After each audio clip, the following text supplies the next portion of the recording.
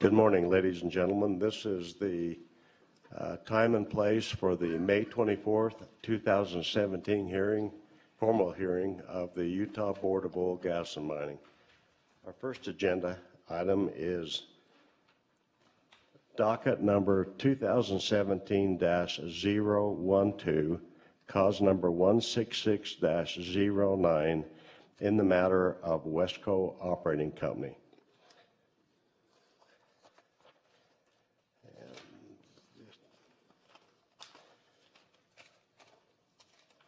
We'll now take appearances of counsel.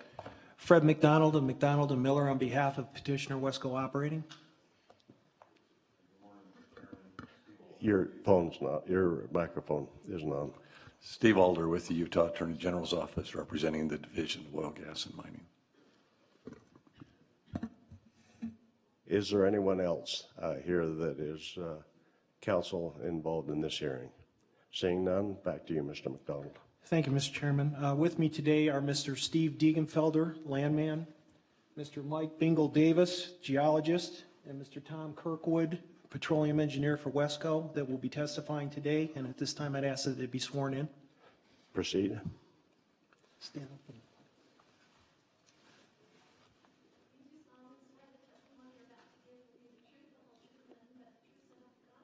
I do.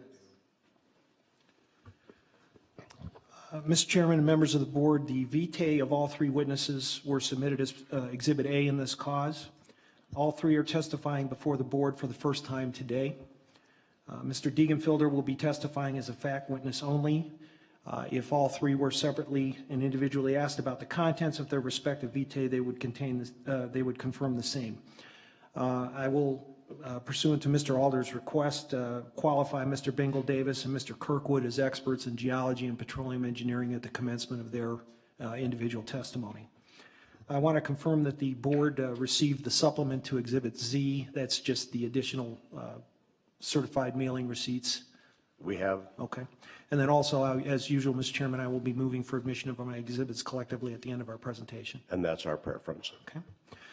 Ladies and gentlemen of the board, Wesco operates on behalf of Kirkwood Oil and Gas LLC and Nerd Gas LLC, the 3 Mile Federal Exploratory Unit in San Juan County.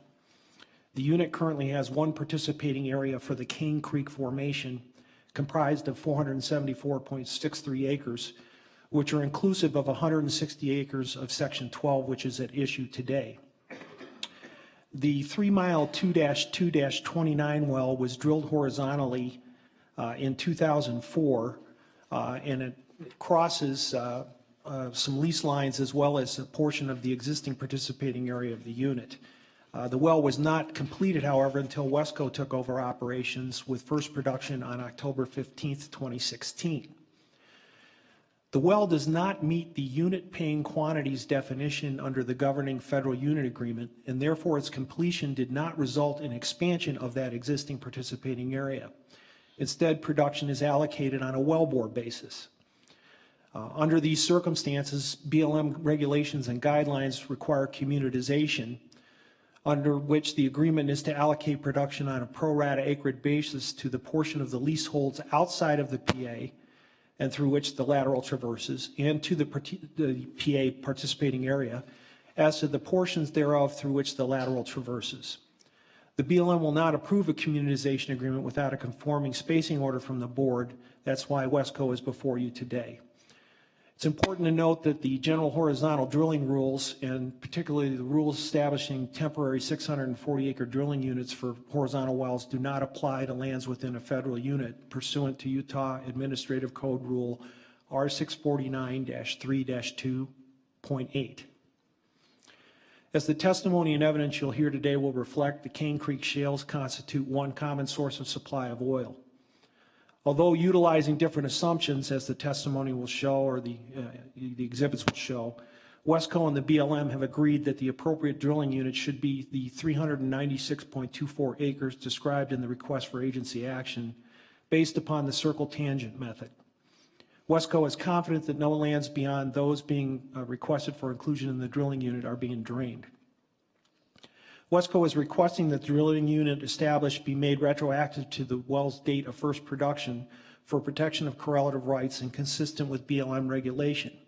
I want to point out that it's very important to note that the enactment of Senate Bill 191 this past session, the board has the express authority to do that, and it was contemplated that it would be given that authority with this exact fact situation in mind. That was a big part of it. WESCO is additionally requesting that if the well does ever produce in unit paying quantities, the requested drilling unit will be suspended, the conforming communization agreement terminated, and then the unit agreement will then govern production allocation pursuant to a participating area. Can I stop you right here? Certainly. Board members, there may be some confusion here for those that aren't in the oil and gas industry about what paying quantities mean. In terms of the normal, whether you're going to produce a well, it's paying quantities is enough to pay for the cost of operating the well plus a profit. But in the federal arena, it's enough to pay for the cost of drilling the well and the operating and the profit. And so that's why if it doesn't meet that criteria, is that correct, Council? Yes, and that's why it's a higher standard to qualify as a unit paying quantity as well. So while it's still a well that might pay, for the operating costs, and it's worthwhile to get as much out of it, it may not pay off all of the original drilling costs, and that's this higher standard. And so if you understand that, then the rest of this will begin to make, I think, hope sense. I'm sorry to interrupt you, but I hope that helps. No, thank you for the clarification, Mr. Chairman. The board has jurisdiction over this matter pursuant to Utah Code annotated section 40-6-5 subsection 3B and 40-6-6 subsection 6. The request for agency action was sent via certified mail, return receipt requested to the BLM at both the state and Moab district offices as the governing agency and as an oil and gas owner, and to all the production interest owners in the 2 federal leases and in the initial Cane Creek participating area A, to their last addresses as disclosed by a search of the BLM and San Juan County Realty records. Notice of the request in this hearing was also published in the San Juan Record on May 3rd, 2017, the Moab Times Independent on May 4th, 2017, and the Salt Lake Tribune and Deseret Morning News on May 7th, 2017. The Moab District Office of the BLM timely filed a letter with the board on May 10th, 2017, expressing the BLM's support for the granting of the request, but also containing a clarification about the distinction between the establishment of a participating area under federal law and of a drilling unit under state law. Again, it's just a point of clarification, but generally the BLM stated its support for the request. To the extent that letter is not already deemed part of the record, we would request that the board include it at this time as well. No other objections or responses were filed, and the division elected not to submit a staff memorandum with this cause. At this time, I'll initiate my examination of Mr. Degenfelder. Mr. Degenfelder, would you please state your name and business address for the record? Mr. Chairman, my name is Steve Degenfelder. I'm landman for Kirkwood Oil and Gas and Wesco operating in Casper, Wyoming. The current position that I have with the company has responsibilities that include land records inclusive of the 3-mile unit area. Okay, could you please state your business address as well? Yes, business address, main office is 120 South Durban, Casper, Wyoming, 82601. Could you provide the corporate and bonding status of Wesco? Yes, Mr. Chairman, Wesco is a Wyoming corporation in good standing with its principal place of business in Casper, Wyoming. It is an affiliate of the Kirkwood family of companies. Wesco is duly qualified to conduct business in the state of Utah and is fully appropriately bonded with all federal and state of Utah agencies. Since this is the first time that Wesco or the Kirkwood entities have appeared before the board, could you just give a little background about the Kirkwood and companies? Sure. Mr. Chairman, the Kirkwood companies are a group of family-owned companies, been in business about 50 years in Casper, Wyoming. The companies operate approximately 600 wells in 6 states from North Dakota down to Nevada. Daily production is about 3,500 barrels of oil equivalent per day. And we have approximately 55 employees. Okay, could you provide to the board a brief history and the current status of the 3 Mile unit? Mr. Chairman, 3 Mile unit was originally formed and approved effective April 28, 2008. The unit covers all formations, and all formations are therefore unitized.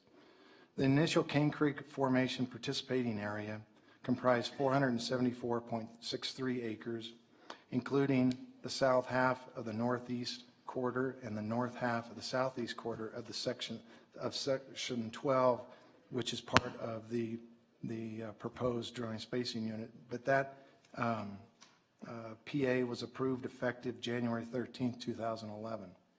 Wesco became the unit operator in August 2016 upon Kirkwood Oil and Gas and Nerd Gas Company's purchase of the Fidelity Paradox assets. Okay, Mr. Degenfelder, I'm now going to show you what have been marked as Exhibits B and C for purposes of this hearing. Do you recognize these documents? Yes, I do. Were they prepared by you or Wesco personnel with your review and input? Yes.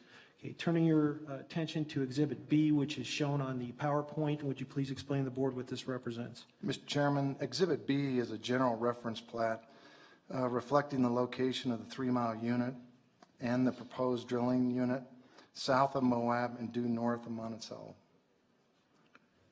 Okay, turning your attention now to Exhibit C, please explain to the board what this represents. Mr. Chairman, Exhibit C is a zoomed-in view of the proposed drilling unit in relation to the 3 Mile unit. Proposed drilling unit is shown in blue. The Cane Creek participation area is shown in the dashed line, which is depicted by the arrow. The drilling unit covered by 2 leases that is proposed to you today, Utah 76580 and UTU 76349. A portion of the PA is also covered by these same 2 leases. Okay, Mr. Degenfelder, now I'll direct your attention to what has been marked as Exhibit D. This was a exhibit prepared by my office, but it was also reviewed by you with your input and authorization. Is that correct? Yes. Okay, please explain to the board what this represents. Mr. Chairman, this reflects the production interest owners in the relevant leases and lands in the proposed drilling unit. Kirkwood, Nerd, and Little Water Creek are the operating rights owners in the depths sought to be spaced. Production within the PA is allocated to 2 leases. Lease 76580 is 50.565704% of the proposed unit, and lease UTU 76349 represents 49.434296%. Okay, now could you please provide to the board a brief history about the well at issue and why a communitization agreement is needed? Mr. Chairman, the 3 Mile unit 12-2-29-21 well was spud by Fidelity Exploration and Production Company, then unit operator for the 3 Mile unit, on August 8, 2014. The well was drilled horizontally with a surface location and the first intersection into the Cane Creek shales in the northwest of the southeast quarter of Section 12, and a terminus in lot number 6, which is also known as the northwest of the southwest of Section 6. However, the well was not completed until October 14, 2016 by Wesco following the acquisition of the properties. The well is an oil well with first production on October 15, 2016. Little Water Creek affirmatively elected to non-consent the well. However, effective April 1, 2017, with documents signed just last week, Kirkwood and Nerd acquired the interest that Little Water Creek had in the well. Okay, now I'm going to show you what has been marked as Exhibit E for purposes of this cause. Is this an official business record of Wesco that you received? Yes, it is. Okay, would you please explain to the board what this represents? Mr. Chairman, the March 21st, 2017 letter received from the state BLM office indicated that the 3 Mile Unit 12-2-29-21 well, under existing conditions, was not capable of producing unitized substances in paying quantities as defined by the 3 Mile Unit agreement. In other words, the existing participation area would not be revised for the well. The letter also confirms that because the lateral produces from both within and outside the existing PA, a communitization agreement will be required, and that a conforming order from the board establish a drilling unit and be required prior to the agency's approval of said communitization agreement. The requested order is therefore required to protect correlative rights of the working interest and overriding royalty interest owners in each lease of the PA. The effective date of the order should correspond with the date of first production, October 15, 2016.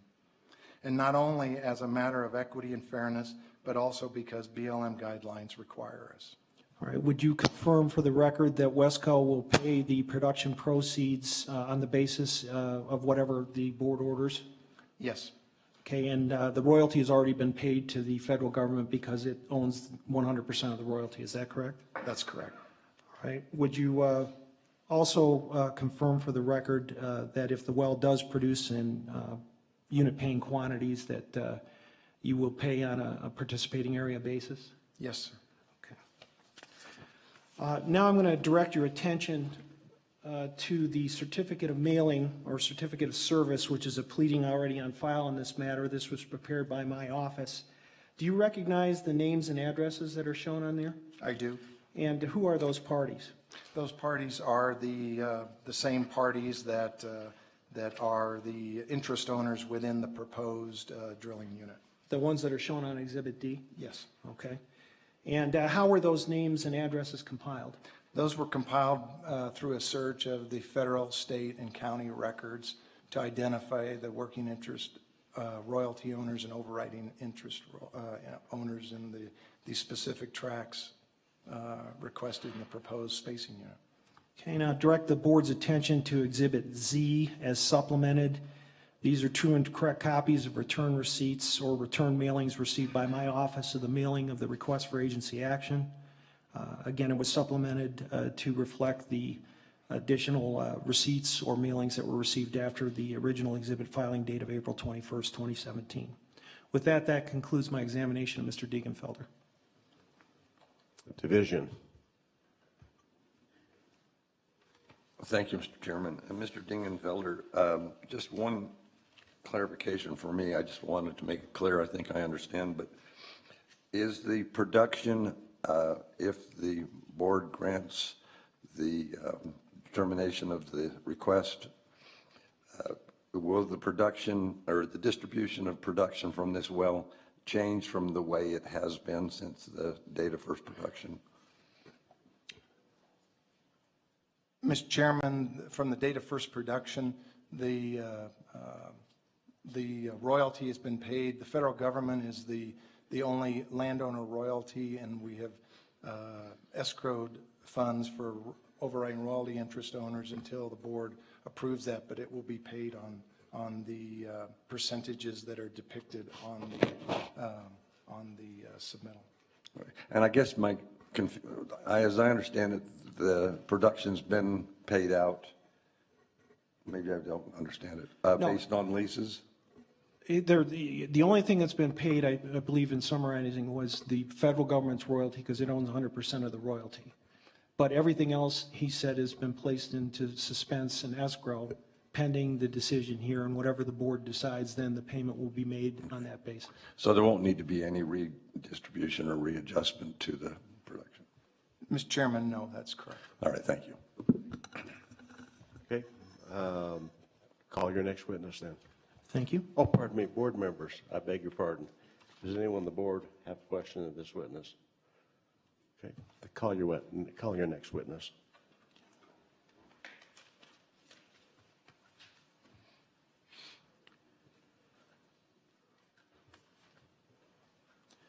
Mr. Bingle Davis, would you please state your name and business address for the record?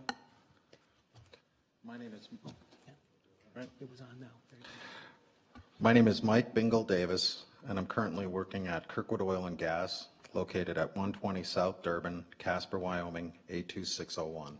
What's your current position with Wesco? Geologist? And does your areas of responsibility include this 3-mile unit area? Yes. Okay, would you please briefly outline for the board your educational and work experience, particularly any experience in the Paradox Basin, and any certifications or publications that would assist in your recognition as an expert in geology? Sure. I graduated with a bachelor's degree in geology from the University of North Dakota in 2003. I graduated with a master's degree in geology in 2006 and acquired a GIS analyst certification in 2008, after which, during my employment, I have worked for the North Dakota Industrial Commission. I have worked for Cameco Resources and now Kirkwood Oil and Gas. I am a member of the Society for Sedimentary Geologists, the American Association of Petroleum Geologists, the Independent Petroleum Association of America, the Geological Society of America. I've served as president and board member for the Wyoming Geological Association for a period of approximately 5.5 years, and I am currently serving as a board member as a secretary or treasurer for the Society of Petroleum Engineering Wyoming Division for approximately 1.5 years. I have currently approximately 14 publications and lectures, and am slated to conduct a core workshop on the Paradox Formation in September of this year. Are you also a licensed geologist in the state of Wyoming? Yes, I'm a board certified professional geologist with the state of Wyoming. Okay, and is your experience with the Paradox Basin since Wesco took over operations in August of 2016? Yes. Okay. No objection to his being Board members? Any recognized. objections? Welcome before our board. Thank you. And he has accepted as a Expert in geology?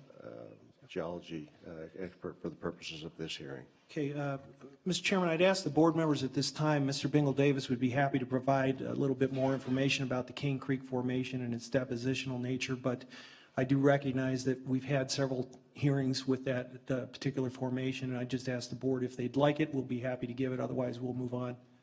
Division, any desire to have that? I don't think it's necessary for the record in this case. Board members, would you like to have that? I think we understand it, so. Okay, thank you. Okay, Mr. Bingle Davis, I'm going to show you what have been marked as exhibits F, G, and H for purposes of this hearing. Do you recognize these exhibits? Yes. Were they prepared by you or Wesco personnel with your input and review? Yes. Okay, directing your attention to Exhibit F, would you please explain to the board what this represents? Exhibit F is the type log for the 3-mile unit 12-7 well, from which the stratigraphic definition of the Cane Creek shales in this cause was derived. Okay. And the top of that formation is 7,548 and the base is 7,638. Is that correct? Yes. Okay, now directing your attention to Exhibit G. Would you please explain to the board what this represents? Exhibit G is a Cane Creek isopac map that reflects a line of cross-section as well as the position of the well in discussion. It has a contour interval of 100 feet and, 10 feet.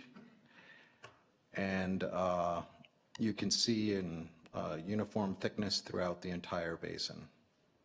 And what is the general thickness of the Cane Creek shales in and around the well of interest here? 90 feet. Okay, and that occurs at what vertical depth? The 7,500 feet, is that from the previous exhibit?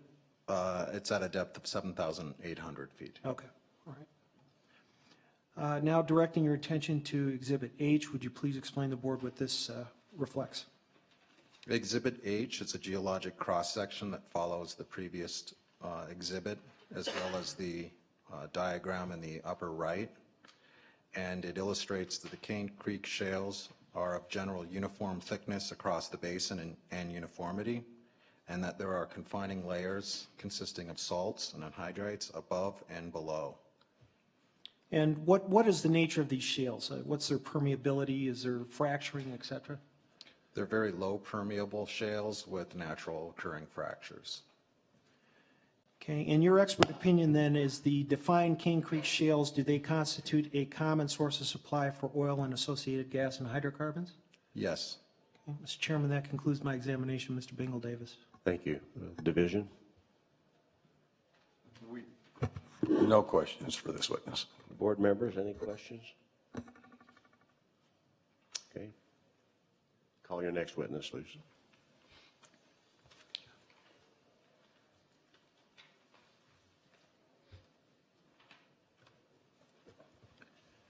Mr. Kirkwood, would you please state your name and business address for the record? My name is Tom Kirkwood, located at Wesco operating at 120 South Durbin, Casper, Wyoming 82601.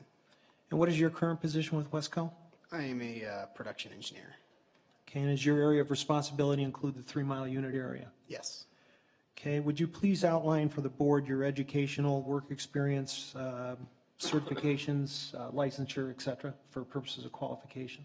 I graduated from the University of Wyoming in 2008 with a degree in mechanical engineering, at which time I went to work for Schlumberger doing logging while drilling. I worked there for a little over a year. After that, I went to work for Wesco/Kirkwood and have worked there since doing evaluations, production, engineering, and economics. I became a registered engineer in petroleum in 2013. And your area of expertise with the paradox occurred with the acquisition of this property in August of 2016? Yes. All right, Mr. Chairman, I'd ask that he be qualified as an expert in petroleum engineering for Thank purposes you. of this cause. Division? No objection. Board members? He is so admitted as an engineering expert witness for the purpose of this hearing. Thank you, Mr. Chairman. Mr. Kirkwood, I'm now going to show you what have been marked as exhibits I, J, K, L, and M for purposes of this hearing. Do you recognize these documents? Yes. Were they prepared by you or Wesco personnel with your input and review? Yes. Okay, directing your attention now to exhibit I, would you please explain to the board what this represents? This is a wellbore diagram for the 3 Mile Unit 12-2 well. It's showing perforated intervals listed here along the length of it, as well as the sliding sleeves and balls that were packer set locations that were used during the completion of the well. So essentially the entire lateral has been perforated, is that correct? Yes, from as shown on there. Okay. Now turning your attention to exhibit J, would you please explain to the board what this represents? This is the forecast production decline curve that I set up using power tools to determine gross ultimate reserves for the well. Okay, turning your attention now to exhibit K. This is a 2-page exhibit. Would you please explain to the board what this depicts? This depicts how I had calculated the volumetrics for drainage area using the Vasquez-Biggs correlations to calculate bubble point pressure, formation volume factor at bubble point, oil compressibility, and solution gas oil ratio, to which I got the formation volume factor at reservoir pressure, and allowed me to calculate a drainage area based on the ultimate reserves from the decline curve analysis of 27.25 acres. Using that the 9-stage stimulation job was done, 9 equal radius circles were calculated out of the 27.25 acres with a diameter of 205 feet. Then circle tangent line was drawn on the radius circles of 205 feet in every 40-acre section that was included, or within 200 feet of the tangent line was included in the drilling and spacing unit due to the sensitivity of the price of oil increasing your ultimate reserves pretty significantly. And was this consistent with other determinations that you've had as far as drainage areas for these type of wells? Correct. This was very similar to the way Stone had done theirs on the LaSalle well to the east. And that LaSalle well, that was for the board's reference, that was a similar situation that came before the board for spacing of a non-unit paying quantities horizontal well. Okay, now directing your attention to Exhibit L. Would you please explain to the board what this depicts? This is the drilling space unit given with the circles tangent drawn on it. Right here? Correct. Okay. And that's basically just a visualization of what you explained on your calculations? Correct. Okay. Now directing your attention to Exhibit M. This is a 2-page exhibit. Please explain to the board what this depicts. This is a economic analysis that goes with the decline curve, which shows the gross ultimate reserves that were calculated, which were used for my drainage area, given for a $53 oil price. Okay, and the first page represents a monthly cash flow report and the second's an annual? Is an annual, correct? Okay, can you kind of summarize what this means? Is the well economic? Yes, the well currently is making money and will to at $53 oil until 2019, and at which point it'll produce 16,403 barrels if at current oil prices. Okay, and that's economic for you to continue to operate it, but it just doesn't meet the unit paying quantities It definition. will not pay for the cost to drill the well. Okay, in the request, Wesco has asked for a 400-foot setback from this well to prevent communication. Can you explain where that was derived from? It was derived from basically doubling my radius that was calculated for the drainage area. So it'd be 200 feet from the drainage area of your well plus 200 feet from another well, is that correct? Correct. Okay. In your expert opinion then, based on the data generated to date, is the proposed well or the proposed drilling unit not smaller than the maximum area that can be economically and efficiently drained by the well? Yes. Okay. Mr. Chairman, that concludes my examination. Mr. Kirkwood? Okay, thank you. Division? I don't think the division objects to the request, but I would like to ask Mr. Kirkwood a question or two about other wells. Are you familiar with other wells that have been drilled in this immediate area, Mr. Kirkwood? Yes. Are there other vertical wells or other horizontal wells? Yes. Both? Yes. And do you have an opinion as to which type of well is most productive or most effective? I would say it depends upon the fracturing that is encountered. Horizontal lateral, you've got a better chance of running into fractures, which is going to give you a better chance of making a economic well. And so, in your opinion, this drilling unit that's shown on Exhibit L in blue would not be necessary to accommodate vertical wells in that area? No. Okay, thank you. Board members? Make sure your mic's on. What's the well currently producing on a daily basis, roughly? It averages around 10 barrels a day right now. Is there any gas with that? Very minimal, over and above what's used for treater and facilities, probably on the order of 3 to 5 MCF a day. Thank you. Any other questions? Would you please go to Exhibit J?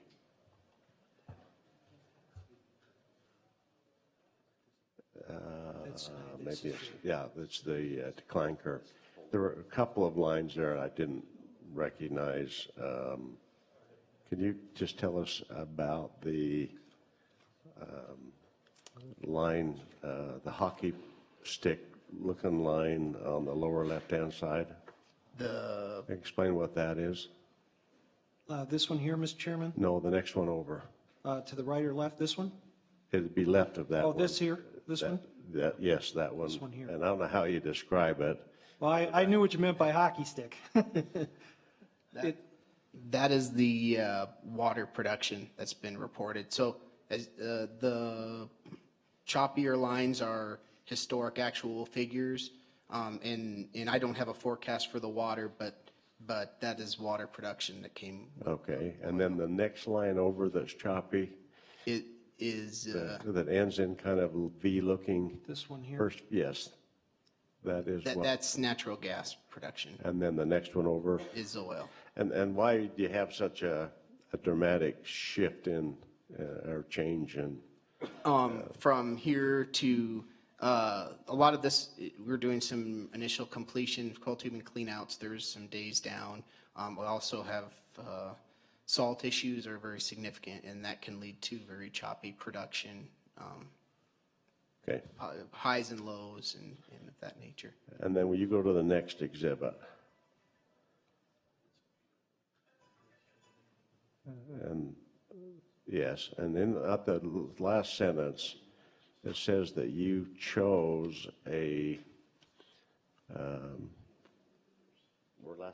last paragraph, last section, it says that you had a circle and tangent method, and that included in the drilling spacing unit was an extra 200 feet of the tangents lines, given the sensitivity to oil price and cumulative production. Just explain that so the board understands exactly what you're trying to accomplish there. I think I understand it, but I'd just like to hear it. So if, using that same decline curve, if we move oil prices up to $70 a barrel, it increases the reserves to over 30,000 barrels, which is going to extend out my drainage circle, and I wanted to make sure that we don't start draining off leases that are not included into the existing. Okay, that's all I have. Okay, with that then, unless you have anything more you'd like to say, Mr. McDonald, we'll turn it to the division for their primary case. That just to conclude that concludes our presentation. Chief, would you rather wait on the moving for the exhibits? Yeah, we're going to do that at the end. if we Okay, could. all right. The Mr. division, Alder, thank you. thank you, Mr. Chairman. The division supports the request, and we have no testimony that we anticipate presenting. Board members, any questions of the division or any questions about this matter? Then let's move back to Mr. McDonald on your exhibits. I have Exhibit A through M, Exhibit J, and a supplement to Exhibit J. Is that your? Not J, Z. Yes. Yes, Let's A start over through again. M and Z is Let's start supplement. over again. A through M and Z. For dyslexics, it looks like a J, but it's a Z. Okay, and a supplement to Z. That's correct, Thank you Mr. very Chairman. much. May I move for their admission into evidence? Division, any objections? No objection. Board members, any objections? They're so admitted. Great, thank you, Mr. Chairman. I think this is a very clear-cut case. It's not disputed. It's a necessary step in order to comply with the federal regulations here, and again, for protection of correlative rights. We appreciate your time and effort in listening to us, and would ask that the request be accepted as submitted. Okay. Just one comment. Take back to your management. These are some of the most self-explanatory exhibits that we've received in a while, starting with your locator map of the cities, and so we congratulate you on the quality of your exhibits. Thank you very much. Board members, would you like to discuss this, or would a motion be in order at this time? Okay, if you'll make the motion into the mic. That we approve this to deem this well a non-paying quantities well for the purposes of this hearing. Okay, is there a second to that? I'll second it. Okay, discussion? Board members, the motion before you is to approve the request for agency action as written. All in favor say aye. Aye. Any opposed? Let the record show that was unanimous. Mr. McDonald, will you prepare the order? I will, Mr. Chairman. Thank you. Thank you. Is there any other matters or business to come before us today? Then a motion to adjourn is in order. The motion has been made. All in favor say aye. Aye. Okay, we are adjourned. Thank you all for the trip. Thank you all for the hospitality in this beautiful city, and we thank you.